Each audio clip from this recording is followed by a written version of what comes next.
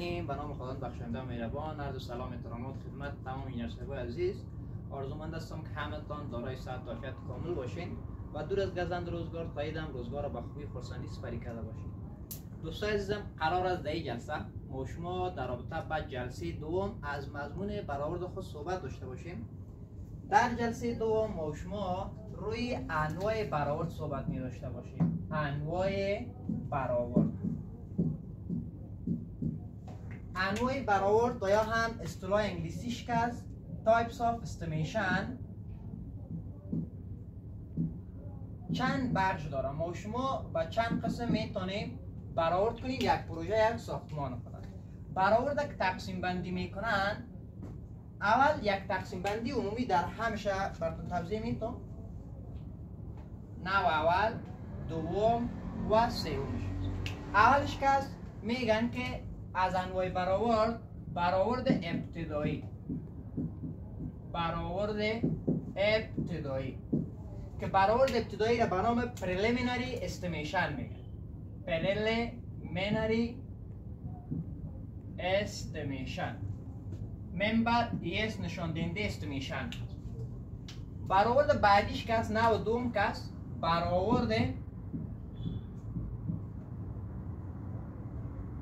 برآورد ابتدایی بود. یکی دیگه که از برآورد مشرح است. برآورد مشرح را به نام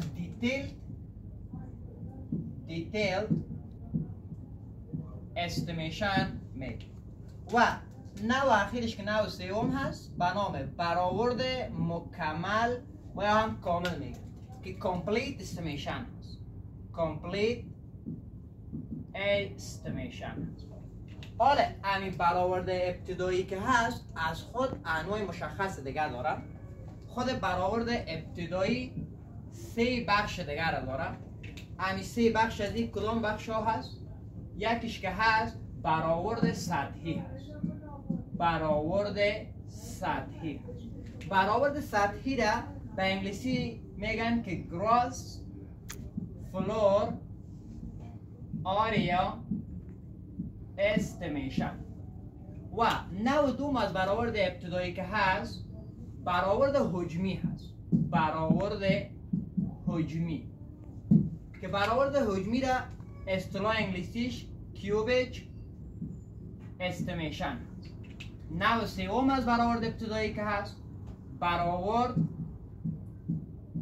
بر رویت فی واحد کار ساختمانی که این را باز به اصطلاح انگلیسی چه قسم است؟ cost per unit of quantity estimation. این 3 نوع برآورد که است مربوط برآورد ابتدایی میشه که در مجموع اول تقسیم بندی کلگیش میگم براتون. وقت اخیر باز ما شما کلگیش که تقسیم بندی کردیم از 0 الی 100 از خود برآورد سطحی شروع الا برآورد مکمل براتون توضیحات و تشریحاتش ارائه میدم.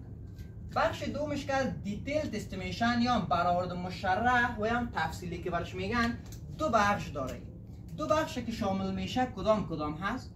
یکی روش مقدار فی واحد هست. روش مقدار فی واحد هست که روش مقدار فی واحد unit quantity estimation میگن. unit quantity estimation. و همچنان روش بعدیش که هست روش مقدار مجموعی است. روش مقدار مجموعی هست. روش مقدار مجموعی که به انگلیسی میگن total quantity estimation.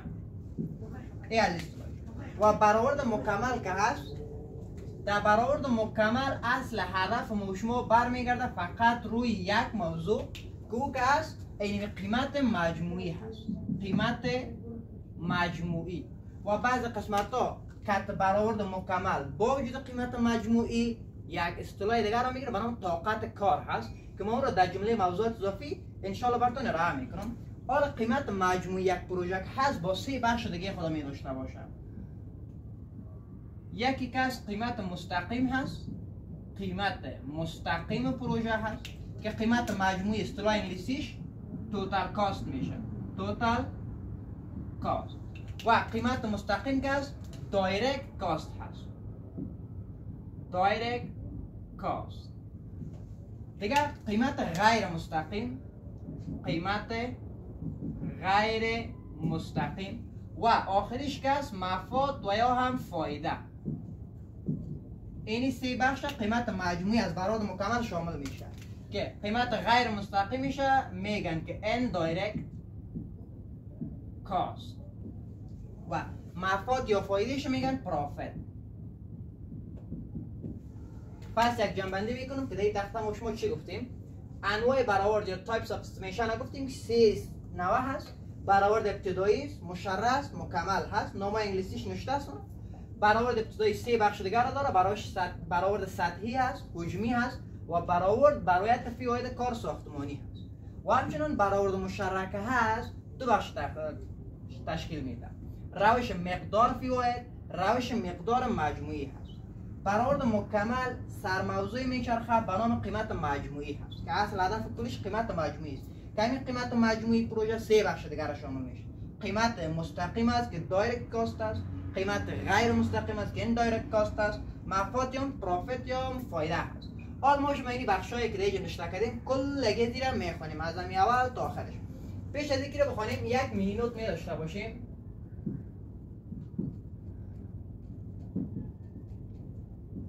مینی نوت یعنی یادداشت کوچک که ما شما من بعد اینمی چیزا رو باید در برآورد بفهمیم. اگر کی چیزا رو نفهمیم باز ما شما به مشکل برمیخوریم. اول اصطلاح MD هست. MD چی معنا میده؟ MD اصل چیزش که هست منده هست. منده یعنی روزهای کاری هست. روزهای کاری. اینمی روزهای کاری که یک نفر از ساعت 8 صبح شروع میکنه میره در دفتر یا یک مؤسسه هست. از ساعت 8 شروع میشه تا ساعت 4 بجه. ایره MD میگن که یک MD میشه. یک روز کاری یک MD هدف شد. یعنی منده است که روزهای کاری از ساعت 8 صبح شروع میشه الا 4 عصر تقریبا 8 ساعت در نظر میگیره. میگه وزارت فواید عامه. وزارت فواید عامه یک روز کاری را 8 ساعت اعلان نموده است. یعنی یک روز کاری ما شما 8 ساعت است که در جریان 8 ساعت تقریبا 90 دقیقه 90 منت و یا هم 1 الا 1.5 ساعت که میگن 1 الا 1.5 ساعت. اینی که از برمیگرده به خاطر صرف طعام و نماز. یعنی وقتی که ما شما میگیم یک MD 8 ساعت کاری را میگه توسط وزارت فواید عامه اعلان شده تقریبا 90 دقیقه یا هم که 1 تا 1.5 ساعت که میگن به خاطر صرف طعام نماز اینقدر وقفه داره دیگهش مکمل کار جریان داره. این باید نکته اول که بفهمید. نکته بعدی که هست دوم ما طاقت کار که در اوج اشاره کردیم گفتیم که بعض وقتا اینجا برآورد مکمل دو بخش میگیرن. قیمت مجموعی و طاقت کار هست. طاقت کار هدفش توانایی انجام یک کار هست که یک نفر توانایی انجام یک کار چی اندازه داره. بعض اشخاص از مهارت زیاد دارن، تجربه دارن، تقسیم بندی که باز میکنن از لحاظ توانایی انجام کار که یک نفر مهارت داشته باشه و یک نفر مهارت نداشته باشه به دو صورت امیر تقسیم بندی میکنن. طاقت کار که هست دو نوع هست. بچه اینمی که هست طاقت کار که میگیم یکی انسان ها هست که طاقت کار یا توانایی انجام کار داره و دیگه که هست ماشین هالات هست و هم ماشین ها میشه. اینمی انسان ها که هست من خب پیشتر یادآوری کردم که به اساس مهارت یا تجربه انسان ها به دو دسته تقسیم میشه. یکی کارگر و هم کسایی که ماهر هستن مسلکی میگن کارگر یا هم کارگر ماهر. کارگر ماهر از خود یک مخفف هم داره. ایره به انگلیسی برش میگن skilled labor.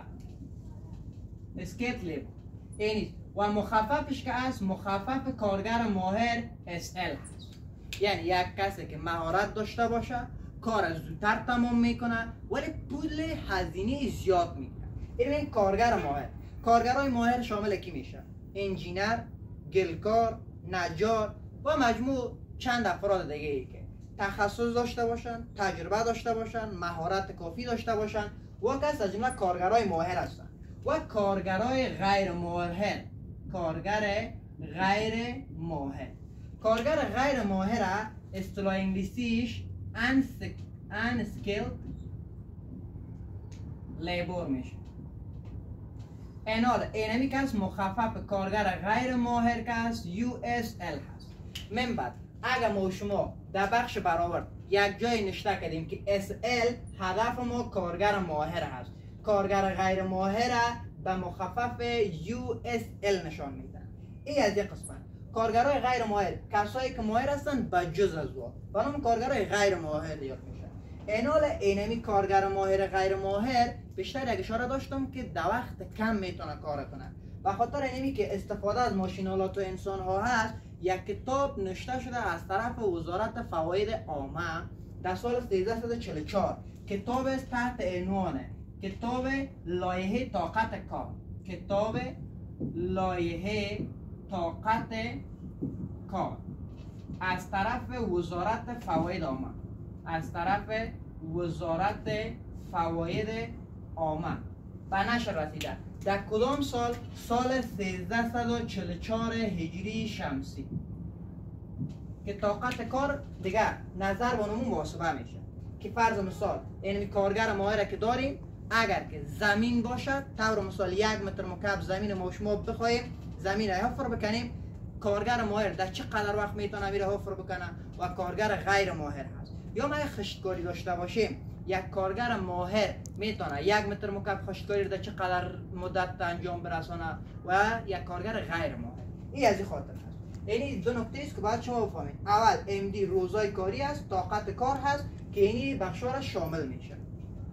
ما میگیم بخیر طرف برآورد سطحی و یا هم گروس فلور آریا که هست. برآورد سطحی.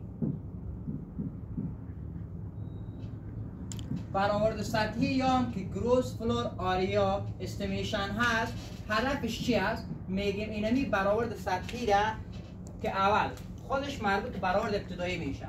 برآورد ابتدایی یک نام دیگه هم داره که برآورد ابتدایی را به نام شارتکت میتود استیمیشن میگن. شارتکت میتود استیمیشن میگن. حالا چرا همین شارتکت میتود استیمیشن میگن برآورد ابتدایی را؟ به خاطر این شارتکت میگن که ما در وقت کم میتونیم هزینه یک برآورد تخمین بزنیم، هزینه یک پروژه را بگوییم از یک ساختمان. از همین خاطر هم شارتکت میگن. ما شما در کامپیوتر هم بعض شارتکت ها را داریم. از اینکه وقت خود زیاد ضایع نسازیم از شارتکت ها استفاده میکنیم.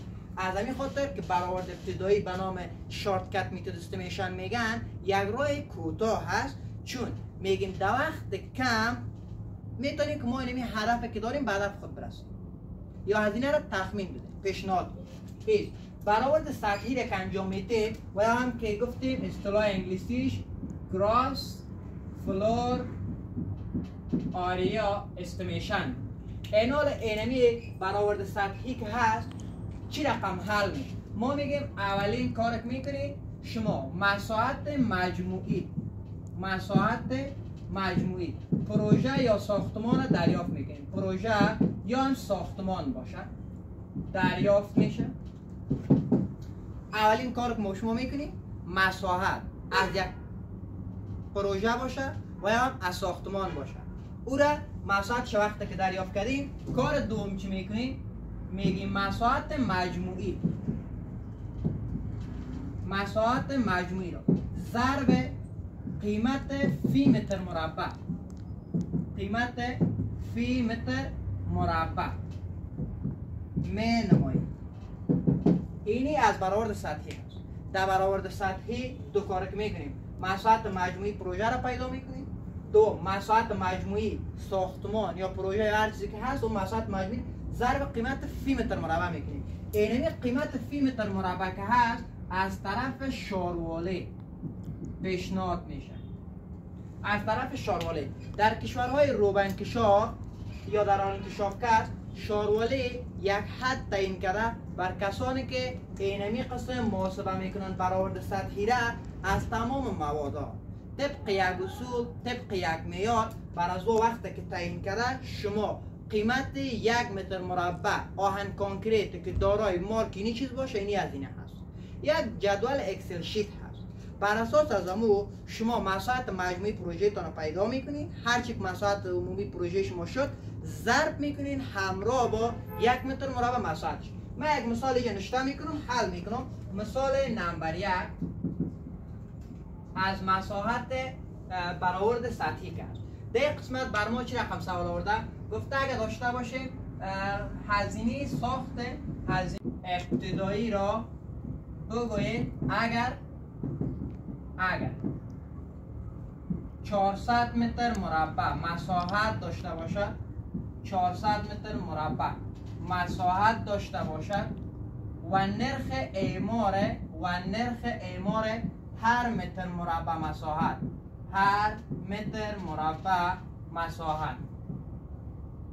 5000 افغانی باشد. هزینه ساخت مکتب ابتدایی را گفته بگویید که اگر 400 متر مربع مساحت داشته باشد، نرخ اعمار هر متر مربع مساحت مشمول طبق معیار که گفته شده 5000 افغانی هست. حالا ما کاری که میکنیم میگیم مساحت مجموعی را بر شما داده، مساحت مجموعی 400 متر مربع هست. مساحت مجموعی داده گفته فی متر مربع مساحت مشمول برابر به 5000 افغانی هست.